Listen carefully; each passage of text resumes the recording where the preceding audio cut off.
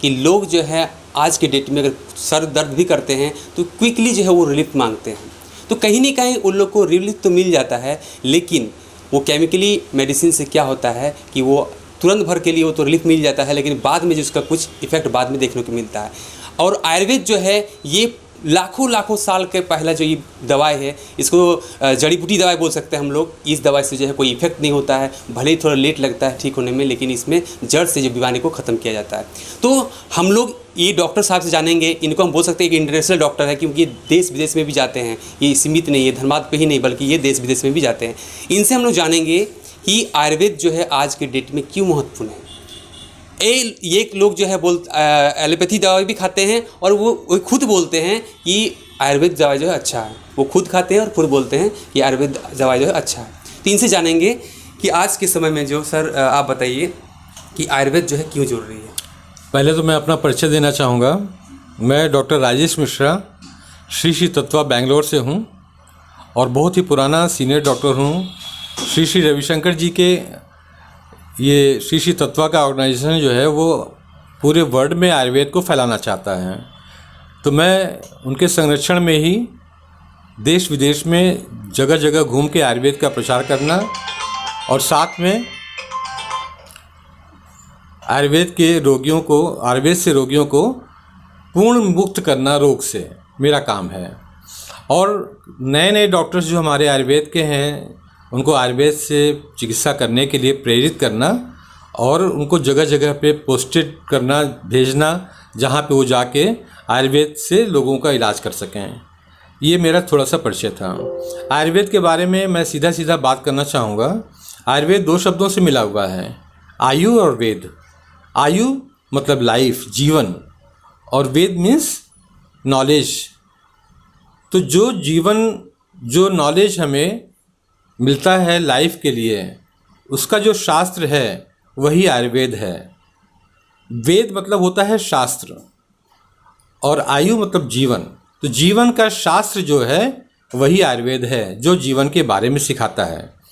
आयुर्वेद में इसमें 3 चीज़ें हम कहना चाहेंगे कि पहला चीज़ जो आपको जानना है वो ये है कि आयुर्वेद का मूलभूत सिद्धांत यही है, स्वस्थस्य स्वास्थ्य रक्षणम आतुरस्य विकार प्रशमनम च, यानी हम स्वस्थ व्यक्ति के स्वास्थ्य की रक्षा करेंगे और अगर कोई रोग है किसी को तो उसे दूर करेंगे, जड़ से नष्ट करेंगे, उसे हमेशा हमेशा के लिए उस रोग से उस शरीर को मुक्त करेंगे। अब यहाँ सवाल ये आता है कि अगर हमें कोई तकलीफ़ नहीं है तो हम डॉक्टर के पास क्यों जाएं? ये आप प्रश्न कर सकते थे। मैंने सर मेरा प्रश्न अब ये रहेगा आपसे कि आज के डेट में, आज के समय पद्धति तो बहुत सारा है, यूनानी पद्धति है, एलोपैथिक है, होम्योपैथिक है और आयुर्वेदिक है, जो आपसे बात करने के लिए आए हैं। तो लेकिन लोग जो है रिलीफ तो एलोपैथी में मिलता है क्विकली, तो फिर आयुर्वेदिक को वो अपनाएंगे क्यों? क्या जरूरत उसको अपनाने का? अभी हमने आपको बताया था कि आयुर्वेद शरीर से रोगों को मुक्त करता है। और अभी हम जो कर रहे हैं नाड़ी परीक्षा, जिसके बारे में अभी कोई चर्चा नहीं हुई है, तो इसमें आपके शरीर के विभिन्न दोषों को हम नाड़ी के माध्यम से पाते हैं और आपको बताते हैं और उसकी चिकित्सा करते हैं। अगर कोई शरीर में दोष पैदा हो रहा है और आपको नहीं पता है, जब तक वो रोग नहीं बन जाएगा और आपको तकलीफ़ देना नहीं शुरू करेगा, तब तक आप जान नहीं पाएंगे। और जानने के बाद आप चिकित्सा के लिए चाहे एलोपैथ में जाएं, चाहे आयुर्वेद में जाएं, फिर आपको ज़िंदगी भर इलाज कराने के लिए दौड़ना पड़ेगा। तो आयुर्वेद में सबसे बड़ी बात यह है कि हम रोग से शरीर को मुक्त करते हैं, जो हमने पहले बताया था। यानी कि आपके शरीर में कोई रोग है तो वो हमेशा हमेशा के लिए उससे छुटकारा दिलाते हैं। इसलिए किसी को भी जो पढ़ा लिखा है, जो जानकार है, जिसने जाना है, वो एलोपैथ में जाएगा तो ज़रूर टेम्प्रोरी, लेकिन टेम्प्रोरी रिलीफ के बाद उसको आना ही पड़ेगा आयुर्वेद में, अगर उससे रोग मुक्त होना है तो। सर और एक बात आपसे जानना चाहेंगे कि हम जिस एरिया से आए हैं वो हमारा विलेज एरिया पड़ता है। जैसे हमारे घर में किसी को या चाहे गांव में किसी कुछ होता है तो क्विकली उसको जो रिलीफ आपका मेडिकल्स में मिल जाता है, वहाँ पे तो आयुर्वेदिक मिलता नहीं है। तो फिर आयुर्वेदिक को कैसे अपनाएगा? क्योंकि आयुर्वेदिक का जो है बहुत ज़्यादा स्टॉल वगैरह नहीं मिलता है, दुकान वगैरह शॉप वगैरह नहीं मिलता है। देखिए, क्विकली के बारे में मेरा यही कहना है आपसे कि जो दुकान पर जाके आदमी एलोपैथ की दवाइयाँ मांग के ले रहा है बिना डॉक्टर को दिखाए हुए, वो तो आयुर्वेद की दुकान पे भी जाके ले सकता है। और हर जगह पे एक पंसारी की दुकानें होती हैं जहाँ पे जड़ी बूटियाँ मिलती हैं।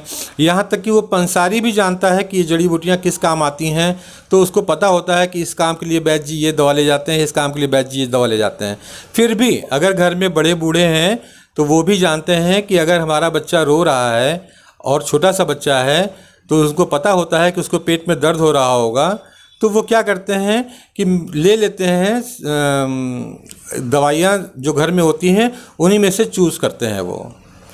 तो जो दवा चूज़ करते हैं उसी का पेस्ट बना के वो लगा देते हैं या पिला देते हैं तो बच्चे को आराम मिल जाता है। जैसे अजवाइन है, मेथी है, काली मिर्च है, ये सब दवाइयाँ जो हैं वो घर में होती ही हैं, तो उसका सत्वा जो है वो दे दिया जाता है, बच्चे को आराम हो जाता है।